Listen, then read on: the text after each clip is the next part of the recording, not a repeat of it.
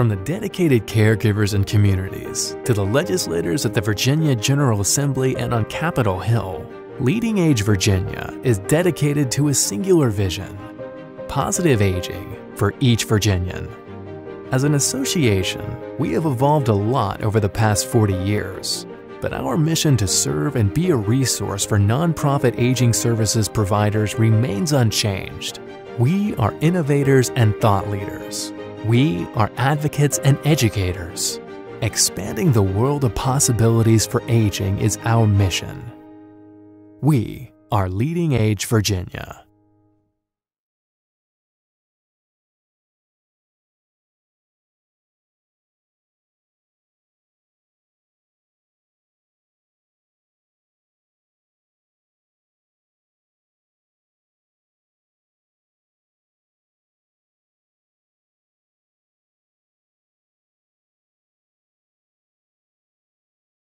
My name is Kirsten Jacobs, and I work on the education team at Leading Age. I get to spend the bulk of my time focusing on dementia and wellness, and since Leading Age adopted a new vision related to ageism, I've been leading the internal task force on ageism at Leading Age. Leading Age's anti-ageism work evolved out of the board of directors. Our board started recognizing that ageism was one of the challenges that everyone in this field was encountering. I think the thing we've discovered at Leading Age is once you start paying attention and sort of recognizing that ageism is discrimination or bias against older adults, you start noticing it everywhere. So it's in the subtle things that we say, like I'm having a senior moment, or those covert examples often show up in a compliment, like you look great for your age, or she's 100 years young. Things that are super well-intentioned and not intended to be negative, but really imply that young is good and old is bad. So those messages are messages that are sort of ingrained by the time we make it to our 60s, 70s, 80s, or 90s, hopefully. We know from research, especially research done at Yale by Dr. Becca Levy, that ageism has an impact on well-being. Her research has told us that people with negative stereotypes about aging often have memory problems, cardiovascular problems. I love thinking about an America freed from ageism. It is, of course, a really wonderful vision. I think for me, it means an America where aging is a normal part of life that begins at birth and continues on until the end of life. It's not something that we try to avoid or combat.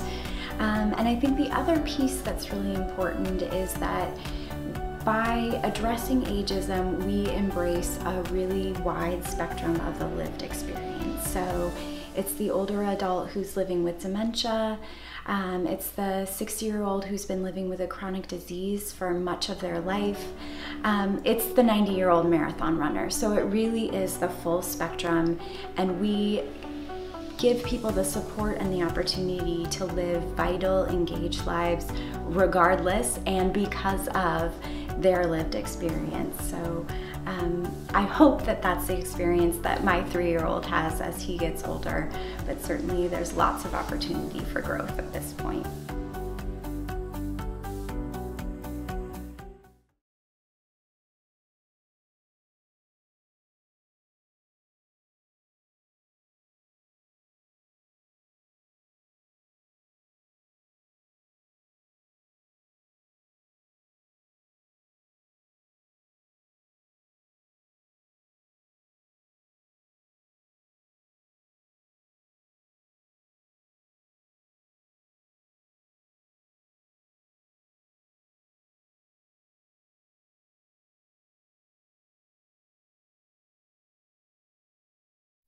This is a test of selective attention.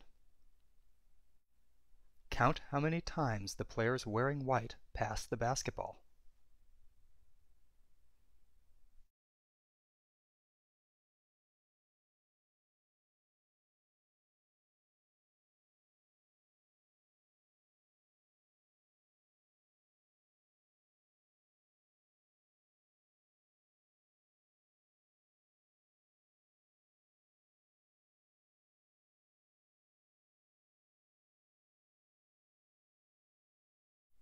How many passes did you count? The correct answer is 15 passes. But did you see the gorilla?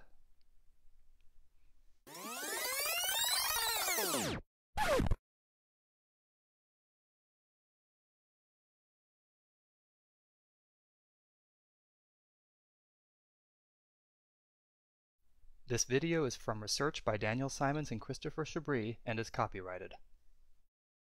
It is available for use in talks, training, and teaching on DVDs from VisCog Productions. Learn more at theinvisiblegorilla.com.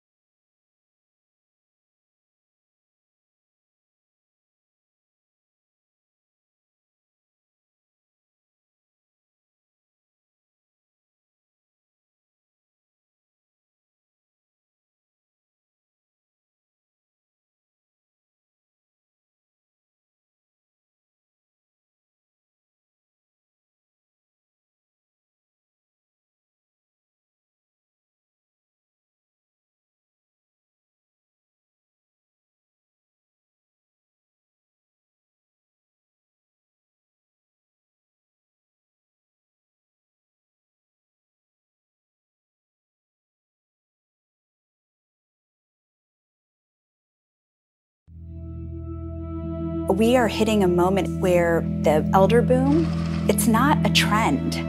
It's actually a whole new way of life for our country.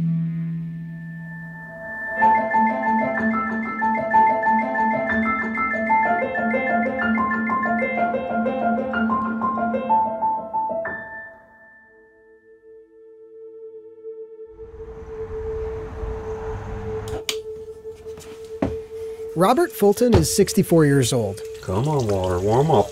And instead of preparing for retirement, shuttling his RV between vacation spots, he drove his rig to North Dakota for a new job harvesting beets and corn. This job isn't just sitting in the truck. It can be very physical at times, and you just keep up the best way you can. After arthritis forced him out of his job as a union lineman and the 2008 recession cost him his house, Robert sold off most of his stuff and got a loan for an RV. For the last 5 years, he's lived on the road, chasing seasonal work until his pension kicks in. Robert and other workers like him are upending old ideas about retirement and giving us a window into the future of aging at a time when the world is about to get a whole lot older. Escape Beast magazine for free, beautiful magazine. Lifespans are increasing, birth rates are going down, And by 2050, the global population of people older than 65 will more than double. There's a whole bunch of these guys, and we've maybe tapped a new market. Already, millions of people are crossing into a period that used to be retirement, but they're not retiring. They're working longer in many cases because they want to, but in many cases because they have to. Which means that reaching your 60s in the 21st century may look vastly different from this. When I retired, my first project was to do absolutely nothing. This is the life. Although it was never a reality for all workers, the mid-20th century American model of a generous retirement underwritten by government and corporate pensions is becoming a vestige of the past. Some economists say we're starting to see the fallout from changes made in the 1980s, when pensions started giving way to 401ks, which are less secure and more prone to the highs and lows of the stock market. And more people are relying on Social Security to help fund their retirement. So anybody now who's living a middle-class life face a very high risk of being poor when they're retired, and that's new. One study projects that 40% of older middle-class workers will have incomes below or near the poverty level when they retire.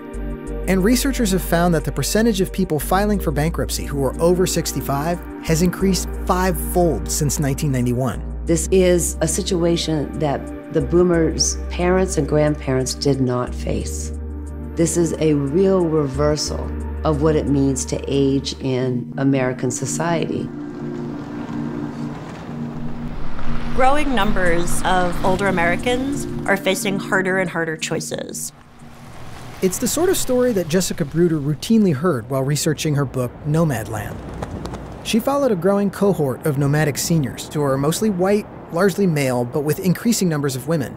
And these nomads have found an extreme solution to dwindling retirement savings and the rising costs of housing and healthcare. I met people who had lost their small businesses, people who had lost their homes, people who had lost all their savings in the 2008 collapse, people who were never able to put enough away because they were stuck on a low-wage treadmill.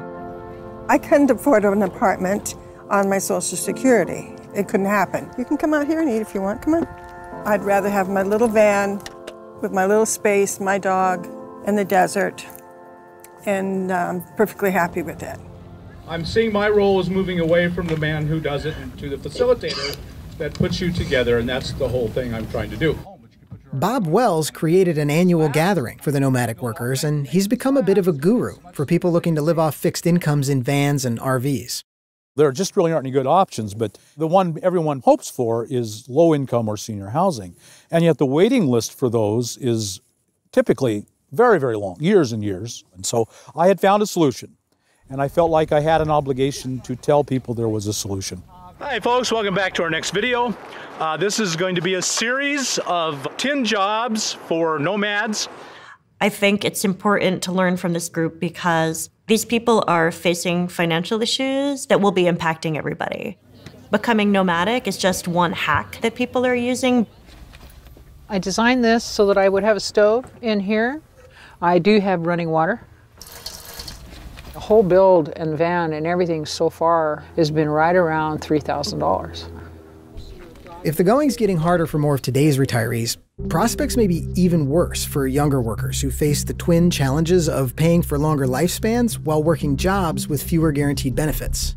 If the near future of aging is filled with a lot of middle-class workers becoming poor elders, then the future of aging for millennials is going to be even worse.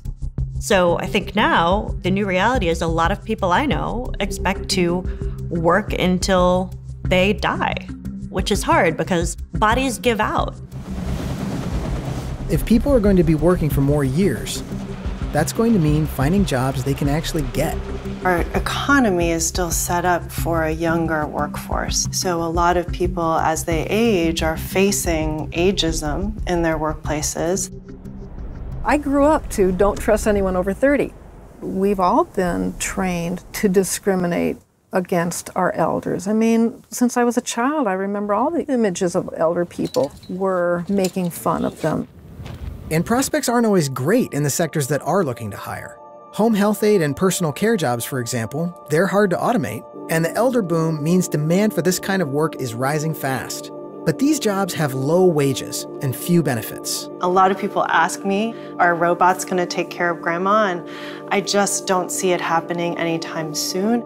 These jobs have historically been low-wage, poverty-wage jobs, predominantly women, a majority of whom are women of color and immigrants, so they've been extremely undervalued. So now is the time for us to actually invest in this workforce.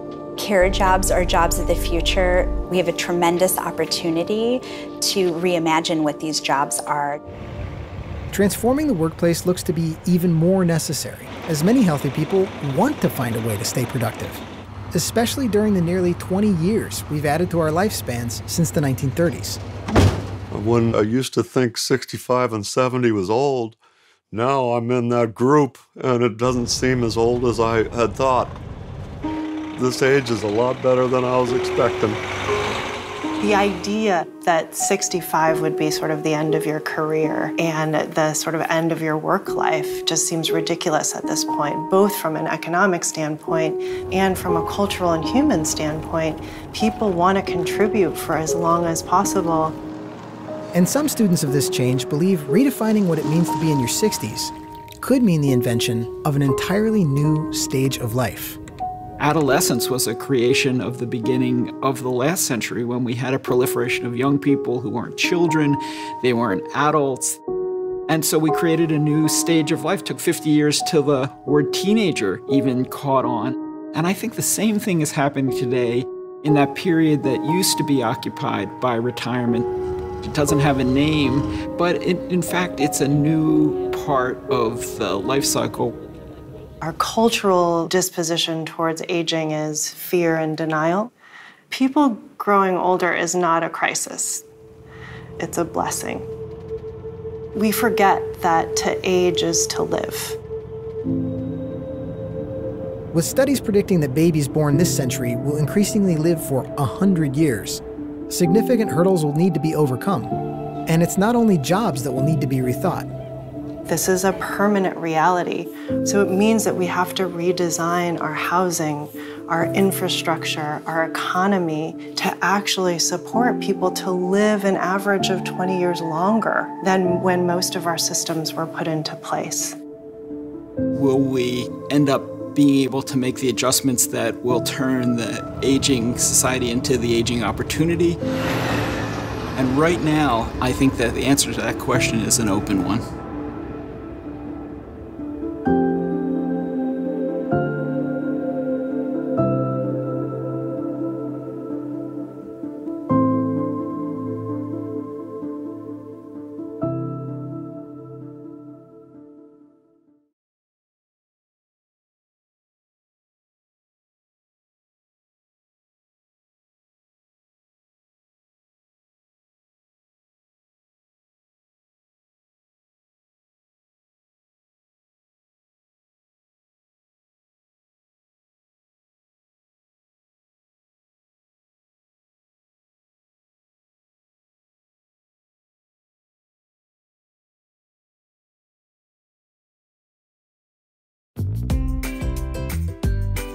You're not just another employee. You walk down the hall, the CEO says hi to you, that knows your name. I do something different every day. We're a pretty spontaneous bunch, so that definitely helps. We keep each other laughing, and it makes the day go so much smoother. It does. Not only is it rewarding, but it's a job where I love to come to. This is a growing career field with tremendous opportunities for people to have lifelong careers and doing meaningful work.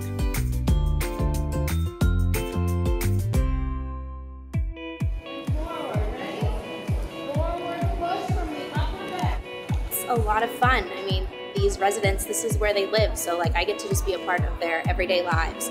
I could see myself doing something like this long term. One misconception was working in senior care, it's all nursing. There are many tremendous career opportunities within senior living. You can work in information technology, human resources, admissions, social work, food service. What surprised me was the diversity of the menus. Normal restaurant work, you're making the same menu every day, and it just gets boring. The hours are just great too. Coming in at 11:30, leaving at 8, there's no restaurant in the world you're gonna get those hours and make any money. The leadership team is very good about encouraging us to do whatever it is we want to do in our careers, whether that be sending us to a training or going back to school to get your master's degree. And what's nice about that is we have so many areas of the company. You feel supported, constantly supported. You're supported from the top down and the bottom up. Probably 5 years from now, I want to be a director at a facility because I know I have a support team that's really going to try to get me up there. Having worked in both for-profit and nonprofit settings, to put it frankly, we have better benefits and wages that we can offer in order to stay competitive and hire the best of the best. We offer competitive health, dental, vision benefits. They worked with school schedules and we have tuition reimbursement. You can have good work-life balance and yet achieve incredible results. When a resident's family member actually will stop me and say thank you. When I've gotten phone calls that say, you know, what are you doing with my dad? He's a totally different person. I know that I made a difference. It really is a career I love. That loves me back. That loves me back. That loves me back.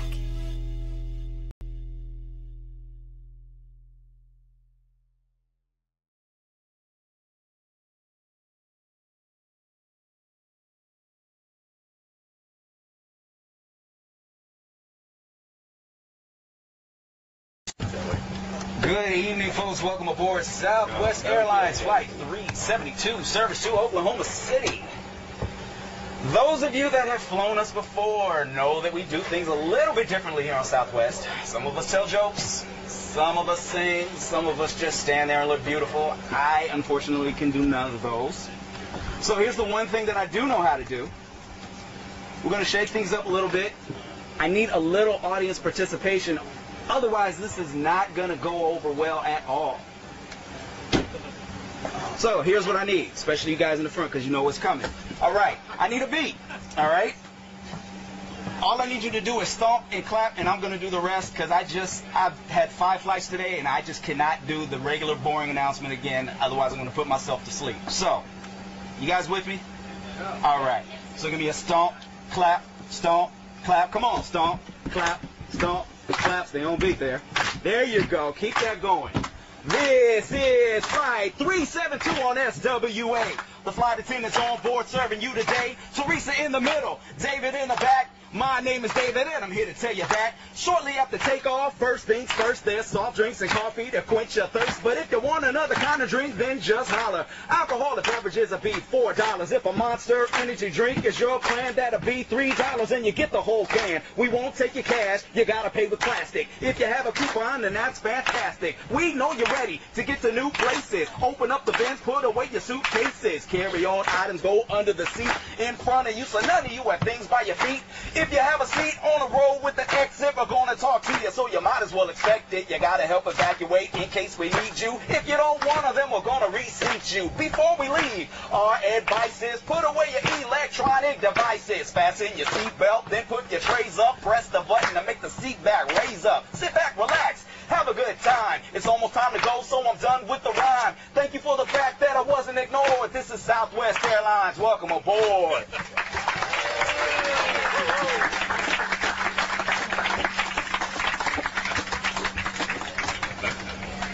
Thank you very much for my beat. I appreciate that. You will not get that on United Airlines, I guarantee.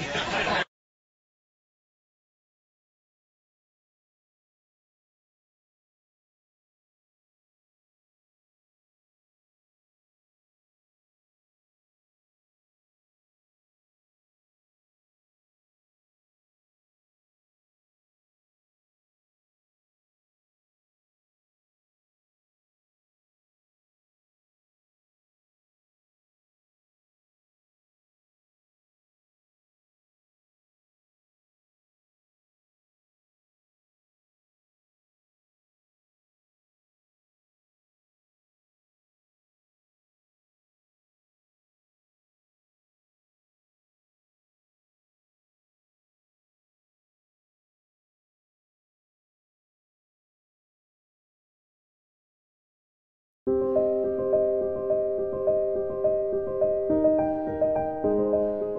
is not a failing of character. It is not a weakness. It is a disease. And so we must disentangle this notion that dementia is a natural part of the aging process or that it's something to be ashamed of.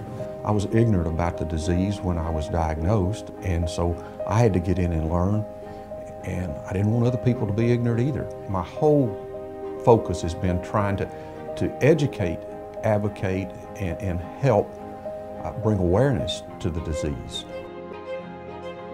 A dementia-friendly community is a community in which every sector of community steps up and does its unique part in making sure that those who are living with dementia in community can continue to access community services and support. Dementia-friendly is a state of mind. It's a state of being. It's educating others that you can be inclusive. All of your family members can be at the table, including the person that has dementia. They do not have to be excluded. It's my hope that through Dementia Friendly America, that people will walk towards people with dementia and see how they can ensure that they are part of the community rather than walking away and making them feel isolated. The best way for an individual to get active in the dementia-friendly movement is actually to go to dfamerica.org, where you can go online, get a basic education about what dementia is and how to respond to people with dementia, and participate simply as a member of a community in helping the community become more dementia-friendly. What a world of difference that would make in the daily lives of people with dementia, caregivers, tourists, and anyone else in that community. No judgments, no preconceived notions, no fear, no resentment, no pause, just help.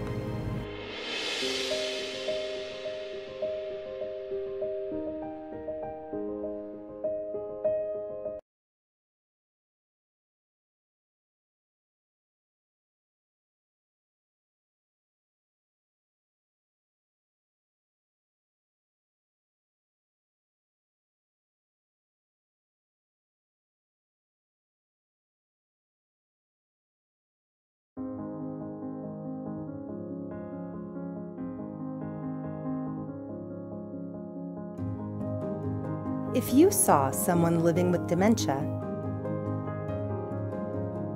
would you recognize the signs?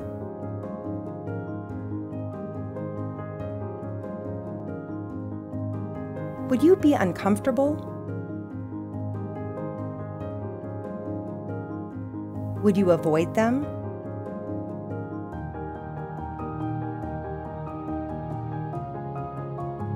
Would you be frustrated?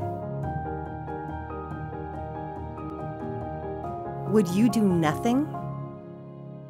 Or would you be a friend? Would you engage them and empower them to get through their day? Would you welcome the opportunity to help them feel like a part of your community? Would you take even the smallest step to make their world less frightening or confusing? Every single one of us has a unique part to play in the lives of people living with dementia in our community. Become a dementia friend today and build communities where all people can live, age, and thrive. Hey, Mr. Fredrickson, it's Tuesday. Aren't you going to the store? Yeah. Come on, I'll walk with you. Find out more at dementiafriendsusa.org.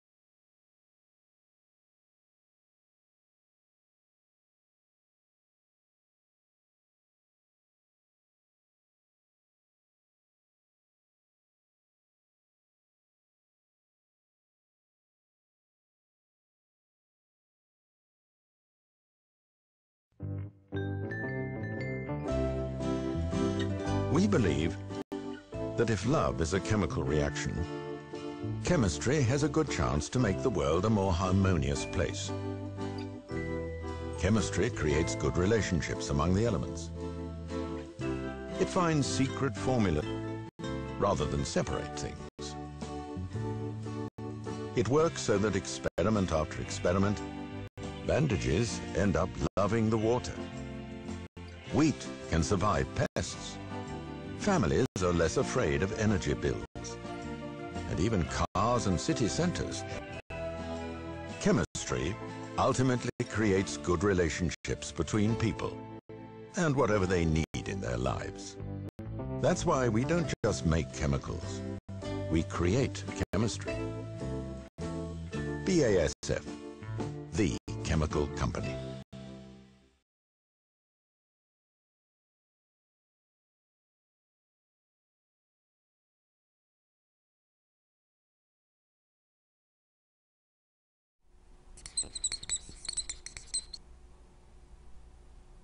Never in human history have so many lived so long. Data suggests that if we reach 65 years of age, it's likely we'll live to 85. We're living longer and we're having fewer babies. The Aging Society is about the fact that you have larger proportions of people over the age of 60 than you have who are under the age of 15. And it's not just America that's an aging society. Europe, China, Japan, we're an aging globe.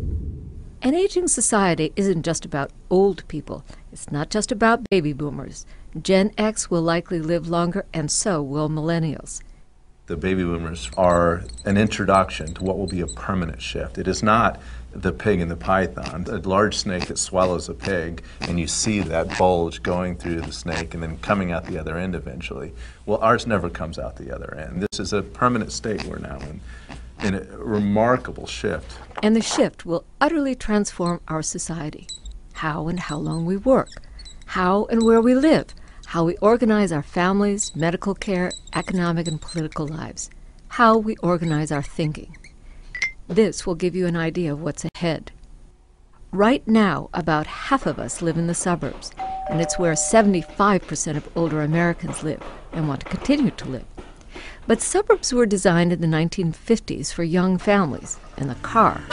There's a disconnect there we have to deal with. It's an old rule of thumb that if you can make the community work for kids, and if you can make the community work for the elderly, that it will work for everyone else. Same with how we work. We think of 65 as a retirement age engraved in stone.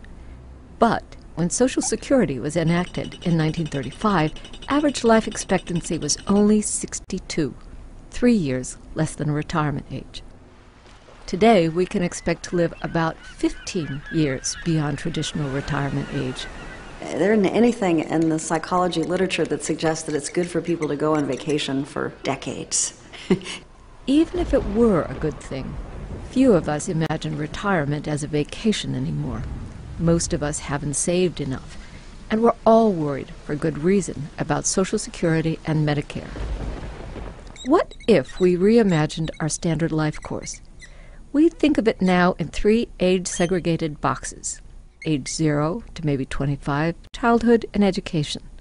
Age 25 to 65, work, and more of it, raising a family, always crunched for time. Age 65 and beyond, little work, lots of rest. What if we imagined that that third box would start just 3 years before life expectancy today, say around 75, not 65? What if we worked less in the middle of life and longer at the end? And what if we looked at aging and even our own mortality square in the eye? Children in American society historically have only suffered losses that relate to their parents, for the most part. But today and tomorrow, they're going to suffer the losses of great-grandparents, of parents, of grandparents, and so on. So here's the point. The world we live in, the people we've become, demographically speaking, are way different from 1935 or 1950 or even 1970. But our institutions, economies, policies, Social Security, Medicare, our communities, work, all were designed for who we were 50 years ago. They don't work for us today. So, are there rough waters ahead? When we think about an aging society, everybody swoons. And oh my God. You know, they write articles about defusing the demographic time bomb. Why is there an assumption there is no upside? Maybe because the upside requires change. Change we have to design, legislate, wrap our heads around. As a psychologist, I'll tell you the very first step that is really essential, and that's that we begin to envision new models, new ways of being, new lives. How will we come of age in an aging America? The conversation begins. They write articles about defusing the demographic time bomb. This is a permanent state we're now in.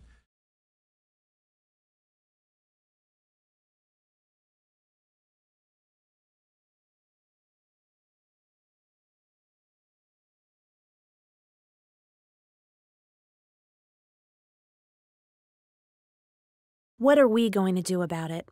Every 7 seconds, someone turns 65. I say it's inevitable. They say chronic disease and sedentary living skyrocketing, our nation's healthcare system drained. It is true. You can't slow down the aging process and weaken our nation's progress. But to not help older Americans, not give them a better life? Well, I do understand there are only so many resources. Work that has an immediate effect. I can support that work. Activating the wisdom and experience of older Americans? Not likely. The boomers are getting older and slowing down. America is graying. They tell us aging is hip. It is hard to believe that. I do not concede that older people can be active, contributing, creative leaders, and with goals and dreams just like the rest of us, they're ready to start the second phase of their life. Nonsense. These people can't be of benefit to society. The idea is a foolish proposition. Advocating and legislating for older Americans and those that help them, not-for-profit, government, and private sector partnership creating real synergy. In my country, it is hard to imagine there is hope. And all of this will come true unless we choose to reverse it. There is hope. It is hard to imagine, in my country, not-for-profit, government, and private sector partnership creating real synergy, advocating and legislating for older Americans and those that help them is a foolish proposition. The idea these people can't be of benefit to society? Nonsense. They are ready to start the second phase of their life, with goals and dreams just like the rest of us. And older people can be active, contributing, creative leaders. I do not concede that it is hard to believe that aging is hip. They tell us America is graying.